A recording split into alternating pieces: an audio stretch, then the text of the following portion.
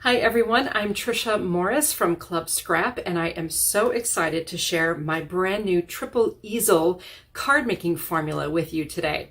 Now what's cool about this formula is you only need 5 sheets of 12 by 12 paper to make 4 triple easel cards. They're going to be super cool. And what I'm going to do also in the process of demonstrating this to you is show you how Club Scrap's kits work.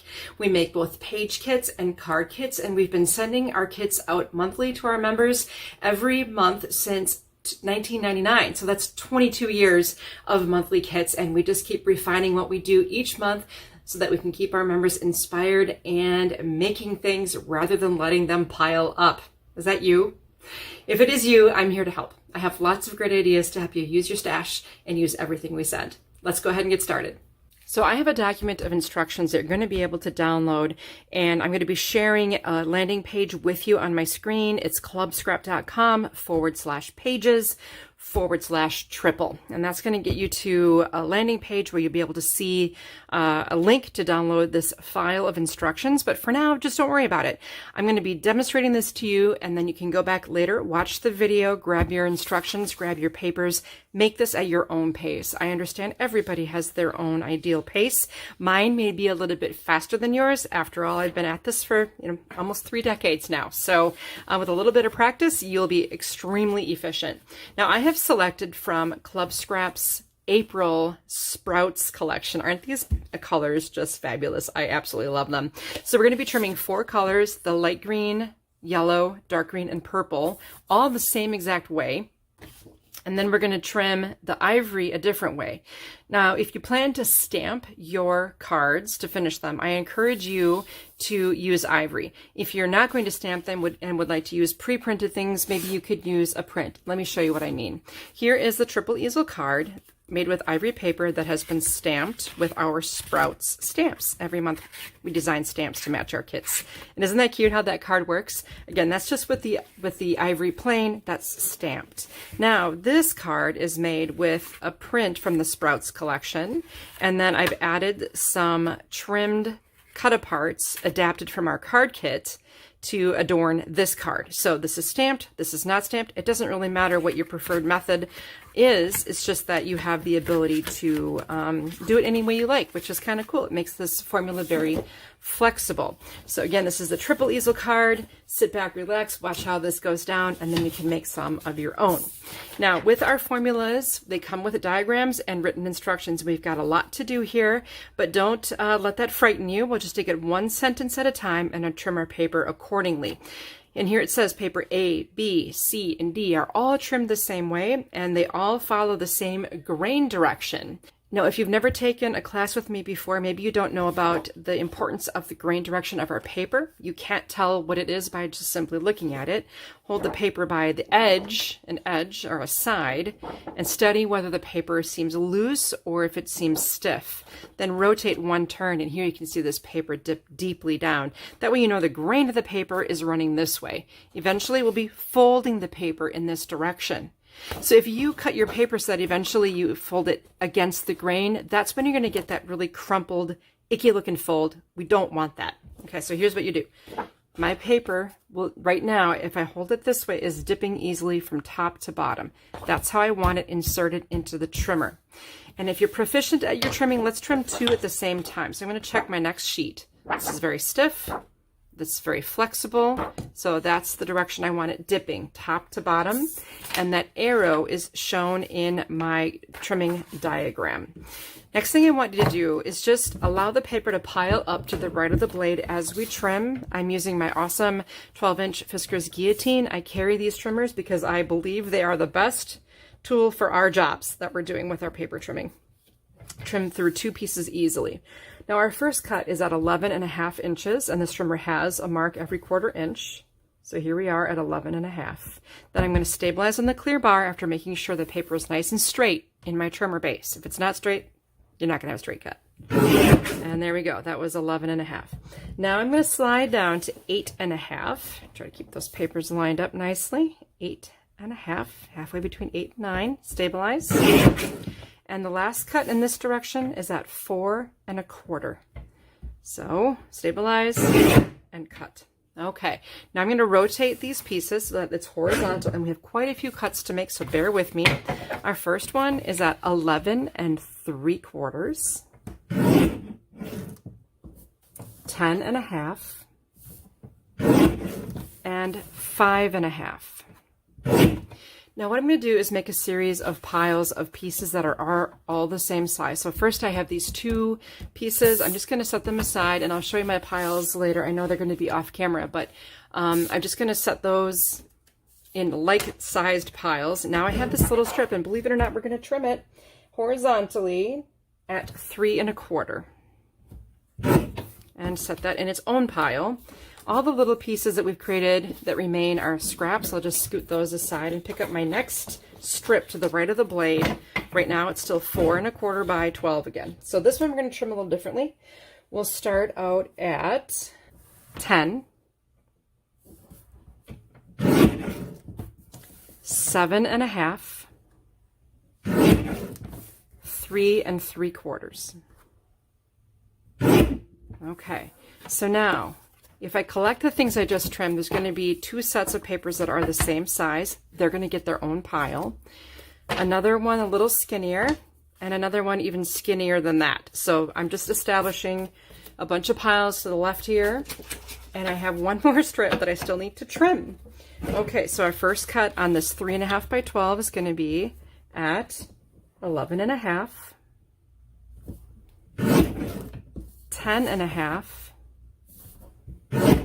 and 6 1/4. Now, I regret to inform you that this large rectangle is not used in this project. Not that it can't be, but it doesn't have an official use. I'm going to set that larger piece aside, and here I'm going to form yet another pile of this differently sized item. And there are the smallest little rectangles. I'm just going to show you where we're headed. See that this rectangle fits on that one. So we're creating a lot of nesting panels. We're going to repeat all of this again. Maybe I'll just do it more quickly, that we did with the purple and the dark green. So again, 11 1/2. You saw me check the grain direction. So we're dipping easily top to bottom. Don't forget that on your second sheet. All right, so the first cut again, 11 1/2, 8 1/2, and 4 1/4. Stabilize each time. This 4 1/4 will get trimmed horizontally at 11 3/4, 10 1/2, and 5 1/2. Then I will match the colors of the piles onto the existing piles that I have sitting aside over here on the left. Just go ahead and find everything that matches. There should be a match for every single one for those two. And now this little strip we're going to trim horizontally again at 3 1/4. Set that aside. A few scraps to set aside. Grab your next 4 1/4 by 12. This one gets trimmed differently. We start at 10, 7 1/2, and 3 3/4. All right, I'm going to match up my sizes together here. We have one more 3 1/2 by 12 to trim. Our first cut's at 11 1/2, then 10 1/2, and 6 1/4. Okay, the 6 1/4 inch piece is a scrap. This one goes on its matching pile with its friends, as does this little guy. And all that's left to trim now is the surface on which we will be stamping. So we're going to trim all of the panels for all 4 cards from an ivory sheet of paper here. So the first cuts are nice and easy. I'll slide these scraps away so they don't get in our way. We'll cut at 8 and 4. Rotate this piece so it's horizontal, just one of them. Cut at 11, 8 1/4, 5 1/2, and 2 3/4. All of this is in your written instructions that you can download. Here are a bunch of panels I'm going to set aside.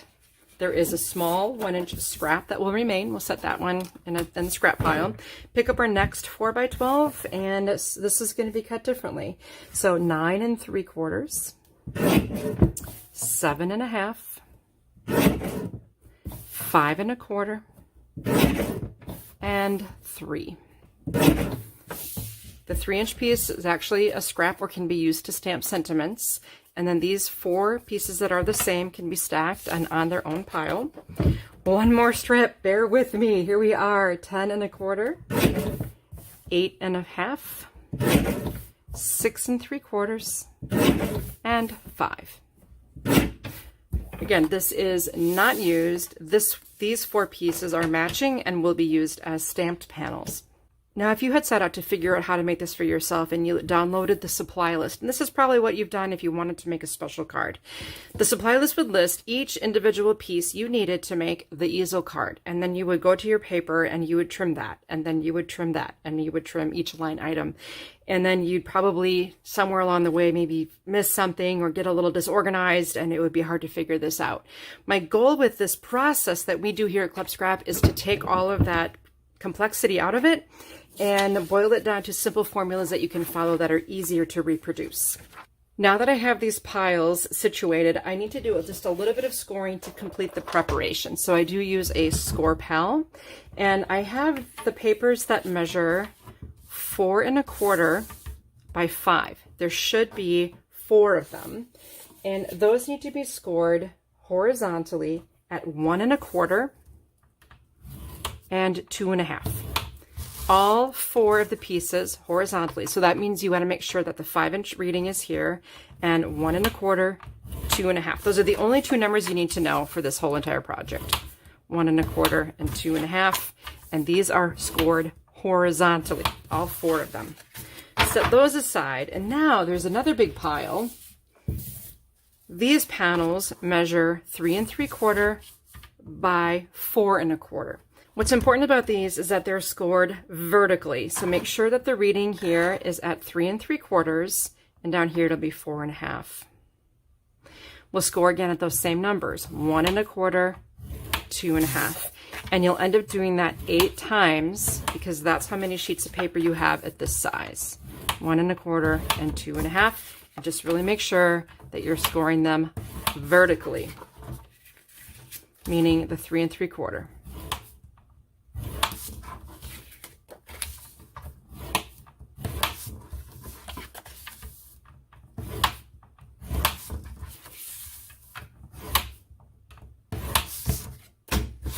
That's all the scoring we need to do. Now is the fun part. I call this the deal. Okay, so I'm going to deal out a card base, 4 card bases, and you should have 1 of each color. And also allow me to point out that if you only trimmed 1 sheet of paper like we did, that will make 1 card. It's just that all the panels would be the same exact color. Now I'm going to match the color of the scored panels to the bases. And the same for these other ones. So just put the green with the green, the purple with the purple, the yellow with the yellow, and the light green with the light green. And those are all essential pieces to create 1 pile for each card. Now the remaining panels, if you have your sizes all matched up correctly, can be distributed as well. So do you see these are distributed? I've got large, medium, small, smaller, and smallest. So I'm going to just start rotating some colors here. So I'm going to put green, yellow, and it doesn't matter how you do this. You can use the same colors if you want, or you can try to do different things. Whatever you prefer, just to add variety to your cards. So I'm going to make sure I get all of the colors featured, 1 color on each of those cards. And once again, coming back, I've got a larger rectangular shape here, and then a smaller one that will nest, and you can choose however you want to distribute those colors. So now every panel has found a home. Then I also have an ivory, 3 large, 3 medium, 3 small. And nothing left. I do have my little pile of scraps, but this is everything we need to make 4 of these fun triple easel cards. So what we're going to do now is make 1 together, and then you'll have all the information you need to make the rest on your own. It's just so cool. And this is how I work my card kit video workshops each month. So with every kit that we release at Club Scrap, I release a full video workshop. Now you'll notice that I folded on the score lines of the largest piece that we have here, and I have my unscored card base in front of me. Now, do you see there are 3 panels here, and there's a wide panel. I'm going to distribute some of our bookbinding glue onto this panel from a needle-tipped applicator. We carry both of these items, and the reason I'm using a liquid glue here rather than a dry glue is it will allow me to get some time to adjust the placement in case I don't get it right the first time. There is an advantage to using liquid glue. So here's this large area. I'm going to align it with the bottom edge of my vertical card base so that the rest of this is coming up this way. Just bond that together, and that's going to actually create our first easel. And it's important that you grab the panel that has this larger area here, and the large area is at the bottom, and it bends forward from there. Now you have 2 more panels that are also scored. The rule of a score line is that the bump of the score, or the raised area, goes on the inside of the fold. That's how Hallmark does it. That's how Club Scrap members do it. So now I have these 3 areas. They're all the same size. I'm just going to have you take one of them on the edge and add our wet bookbinding glue to the strip. And then that is going to be aligned. The bottom edge of that glued strip is going to align with the top folded edge of the previous easel that we've installed. Try to make sure it's level left to right. And again, that's the advantage of a wet glue, is you can make adjustments in case you didn't get it perfectly placed for some strange reason. Now we have this last piece will be attached in the same exact way. So there's my glued surface, lining it up against the folded edge of the previous. If you've ever made a waterfall card, similar type of a process. So now you have these 3 little flaps, and they each are going to need a panel that we can then stand up on the easels that we're creating, okay? So if I have my remaining panels, let's look at them. There should be 1 in each of 3 sizes that graduate perfectly. Isn't that cool? So the smallest panel goes in the front easel, medium in the middle, and tallest in the back. I'm going to start out with my smallest panel, and here I have the scored area on my first flap closest to the bottom of the card. Once again, I'm going with a liquid glue just because if I need to adjust, I can. Otherwise, I have to just drop it and go, and that's a little bit more challenging. Then grab the second easel flap in the front. Make sure you don't get any adhesive on the back of this flap. And now I'm going to place my medium-sized panel there. Isn't this cool how it's coming together? Lastly, we got our third panel, the largest nesting panel here. And every color is just participating in making this a pretty magical card. Now, I have some remaining panels here. I have a nesting panel. So if you wanted to, you could place adhesive on this and center it on its companion. And then to make this card function as an easel, we need to actually raise the sentiment panel so that it can act as a stopper. You've probably seen other types of tent cards that have some sort of a raised thing. You can use a button or embellishment to create a stopper. You could also just use these foam adhesive circles, which we have available, to create your own stopper. So there's a lot of different options there, and I'm going to place this just kind of centered at the bottom of my card base. So the functionality of the card now should exist. This will sit in front, and then these will flip and be held there. Now what you'll notice, and this happens to me every time, is I make the card and it just kind of wants to pop up. What really helps this learn to behave correctly is being flat. So, well, of course, your card will be flat in its envelope when it's being mailed, and that's not a problem because it will be ready to stand up when the panels are done. At this point, you could stamp and decorate the 3 panels that nest perfectly. You've already trimmed them, so they're good to go. And then all you need to do is stamp a sentiment and add it to this. Now in your scrap pile, you should have a little piece of ivory or whatever paper you used to stamp on, trim, and place in that area. Rather than have you cut these little tiny pieces, I just left it as one whole piece so you could stamp it and trim it to fit. I'm going to take just a minute or two and show you a couple of stamping tips, and I'm using the stamps that were designed to coordinate with the Sprouts paper collection that I'm using right now as well. And I'm just going to choose a sentiment from my sheet, and I'm going to go ahead with a thank you and give you a few tips about how I ensure my stamping is quality and looks nice. One way to do that is if you happen to have a grid print desk blotter. I love this grid paper, and if you take the stamp and just place the clear stamp onto the paper so you can read it legibly, that means it's not inside out or backwards, and make sure that it's level with the grid of the paper.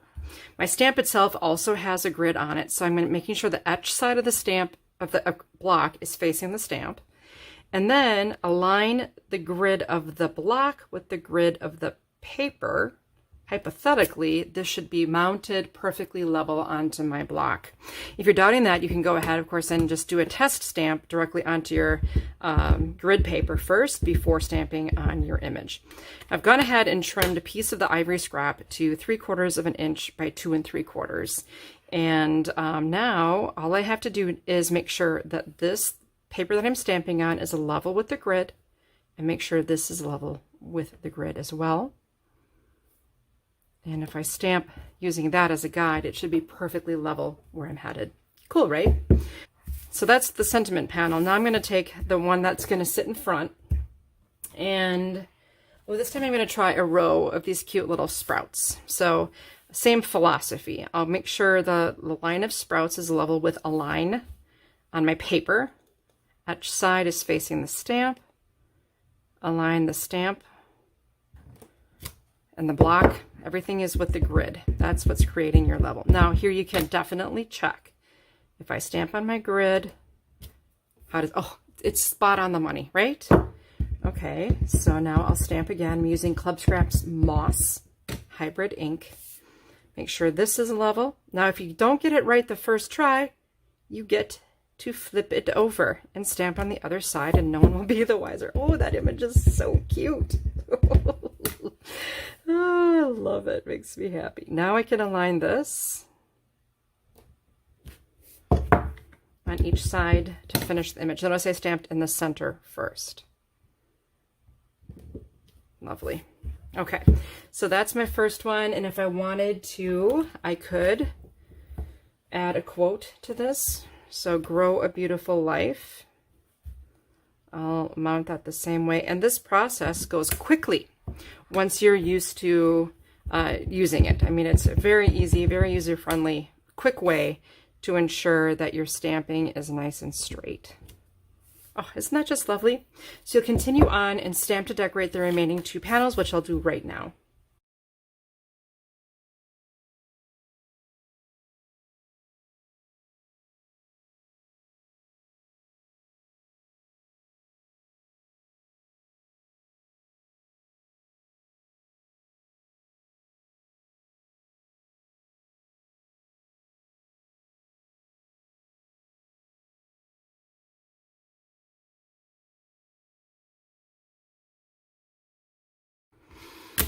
Okay, so at this point all my panels are stamped, and now it's just a matter of enjoying the beauty of having everything pre-measured to fit perfectly within the space. And again, I trimmed down this one to 2 3/4 by 3/4 of an inch. That fits there nicely, but you can just do whatever you like. Now the smallest panel should nest, and look at that, it's perfect on all 4 sides. That 1/8 inch margin all the way around, I have carefully calculated that out so it would fit perfectly, and same for this second panel, nests just right. And our final panel, so nice. Now again, once this card learns to behave, I can tuck this behind our little stopper, and you have this super adorable card. I hope you can see that okay without me messing it up here. Oh, grow a beautiful life. Find happiness. Thank you. So just a few more samples to show you. Again, this is a complete set of 4. Now the efficiency here is not only with the trimming that we did, where we trimmed 4 pieces the same way, and then our 5th piece to create panels. The efficiency too is in the stamping and creation. I could just go along, stamp all of these panels. I did some variation just to change the greeting, so I'd end up with 2 thank you cards and 2 cards that say, "You grow, girl." Really fun. That's just one collection. Again, this is a current Club Scrap collection called Sprouts. I also used the same exact colors of paper, but instead substituted the print from our card kit in the Sprouts collection and adapted images from the 2 sheets of printed cut-aparts that are included in our card kits. You know, every month we design a card kit, and then I design cards to go with it, and a full video workshop where you make a dozen cards at a time. So I just adapted some of these images onto my fun little easel cards, used some of the ribbon. I mean, there's just an endless realm of possibilities. Don't stop believing. Don't stop believing you can do it. What about other color schemes? Well, in February we had a collection called Rainy Day. So spring brings us the bunnies, but also brings us the rainy day. And these were some of the first samples I made with my new formula. I was so excited. Plus we had these fun sentiments. 1 minute you're young and fun, and the next you're turning down the stereo in your car to see better. So these, of course, go against the stopper as well, and behave very well because they've been laying flat for a while. So that's kind of the key here. Aren't those fun? And you can arrange these in any order if you want this to be shown first, or if you wanted the umbrellas to be seen first. It just depends on how you want those arranged. So again, 5 sheets of paper from Rainy Day. Let me show you another cool thing. These 2 cards were made from just 2 sheets of paper trimmed the same way. So if you're not in the mood to make 4 cards, not a big deal. Take 2 sheets. Still from paper E, you'll have enough panels to make 4 cards, which is why I made 4 cards, but this was made just with aqua and a burgundy color from our Beautiful Noise collection, as well as these gorgeous classic Beautiful Noise stamps. Life would be flat without you, troublemaker. You're not old, you are a classic. Love these. So elegant, so pretty, and so interactive. Love it. I hope you enjoyed learning more about the triple easel card along with me. There really is a better way to make cards than just finding lists of measurements of pieces and then trimming them all willy-nilly. There is a better way, the Club Scrap way, with our formulas that we offer. And every single month, whether you subscribe to our page kit or our card kit, I know there's a lot of scrapbookers out there too, yearning for workshops and ways to make pages. That's what we do here at Club Scrap. Every month, every kit comes with a full video tutorial where I will teach you how to make the most out of whatever we send. And we like to help you use what you already have, because we know that's an issue. I don't know about you. I'm speaking for myself, of course. It's an issue. I have a lot of stuff, and I want to use it to make beautiful things. So come along with me. Join us at Club Scrap. Be sure to check out our landing page that will be available along with this video indefinitely to make your own cards at your very own pace. clubscrap.com/pages/triple, TRIPLE. So that's a landing page. When you get there, you will be able to download that a copy of the instructions, and do not delay to download that free copy. It will not always be free, but it will be free for you today in gratitude for coming along with me on this card making journey. Also, for a limited time, if you use the code TRIPLE when you check out in our shopping cart, you will earn free shipping on orders over $50, which is awesome. And if you decide to join us at Club Scrap, it's a risk-free membership. We will include a free gift with your first membership kit. We'd love to welcome you into the Club Scrap family. And